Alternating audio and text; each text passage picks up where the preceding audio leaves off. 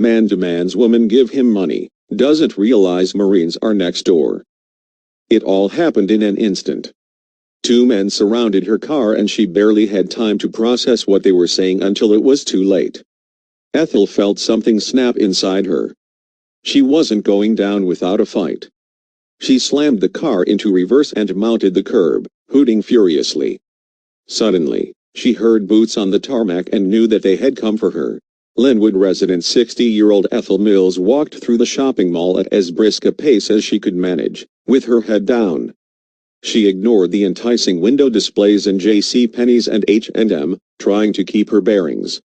The mall was filled with young shoppers that afternoon, but she continued toward the Pearl Vision optometrist, undeterred by the jostling youngsters.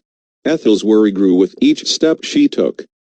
Although she was still spry for her age, her eyesight wasn't what it used to be.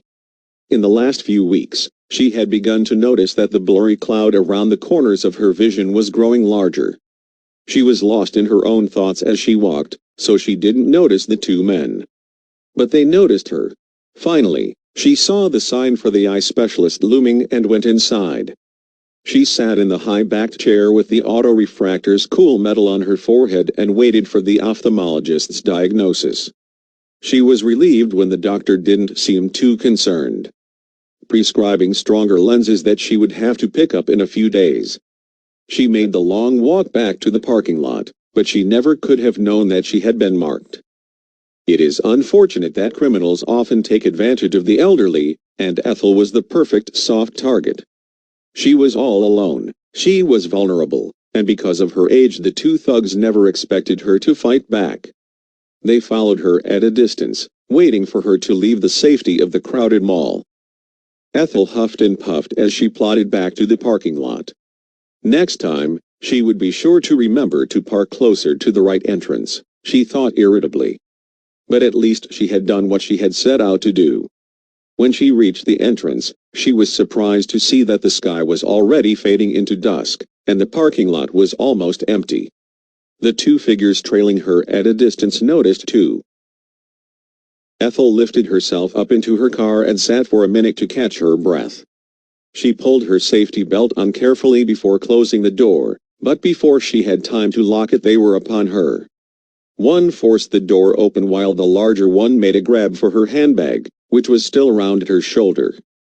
Then, her eyes flew to what the man was concealing under his shirt. The man pulled at her handbag and in an instant she decided that she was not going to give it to him.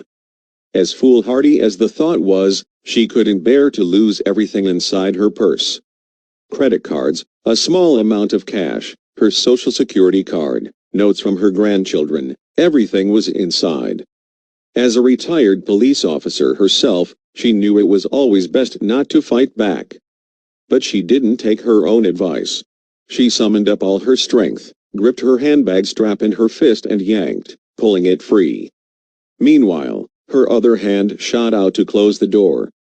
But these thugs weren't going to give up so easily. One of the men banged on the window and showed her his weapon, but she didn't care. She slammed the car into reverse and put her foot down flat. One of the thugs was in front of the car now, and she knew exactly what she wanted to do. The other ran around and came from behind, trying to wrestle the door open again. Then, they saw the determination on her face. She banged on the car's horn with her small fist, hoping to attract the attention of someone, anyone. Then, she rammed the gear into drive. The thug's eyes widened as the car started to barrel toward the larger man, and the other took off running. With a screech of tires and an angry hoot, she mounted the curb. These criminals were not going to get away with this. She turned on two tires as she tried to get ahead of the second man, cutting him off.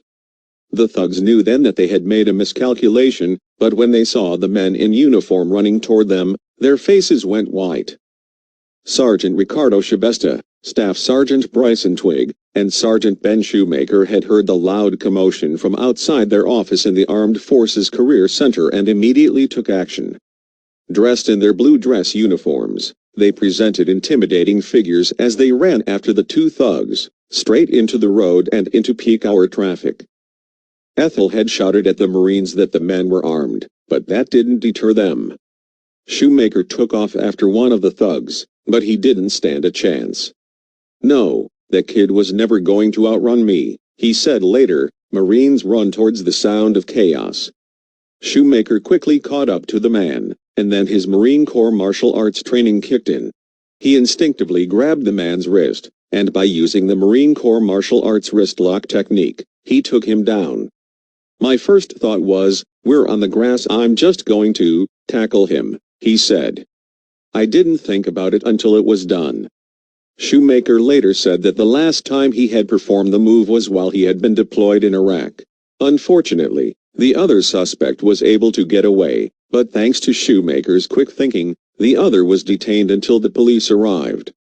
Then the gravity of the situation really hit Shoemaker hard. "Fear came later," he said. "At the time, no, I didn't think about it. Once I sat down, it was like holy crap. It's different because I have a kid. That's all I kept thinking about. Going into combat I didn't have one. That's the first time I've actually felt the whole, what if something happened?"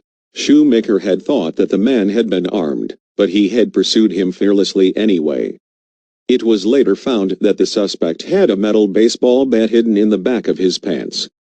The search for the man's armed accomplice continues, but the Marines are confident that the both of the men were shaken when faced with the highly trained military officials. Shoemaker has since been lauded as a hero, and has been profiled in newspapers and interviewed on the news alongside his fellow Marines, Twig and Shibesta. Their commanding officer, Major Sung Kim, called the heroic men's actions reflective of the courage and commitment they embody, but Shoemaker remains humble in the face of being hailed a hero. "What are you supposed to do?" "That's what we're trained to do. I can't sit here and let it happen," he said. But their commanding officer has this to say: "They set a great example for their fellow Marines, and especially for the young pools who are studying to learn what it means to be a Marine," he said. Their response reminds all Marines that we have a responsibility to always do the right thing, regardless of whether or not anyone is watching. It's what we do. From the beginning, what we're taught in boot camp, it's a part of us, Shibesta said in an interview. And Shoemaker agreed. "It's really what I'm trained to do, be it recruiting, be it that. My job is to protect the United States public," he said. And the would-be robbers were extremely unlucky to have picked Ethel as a target, but they were even more unlucky to have tried to commit their crime right outside a Marine recruitment office.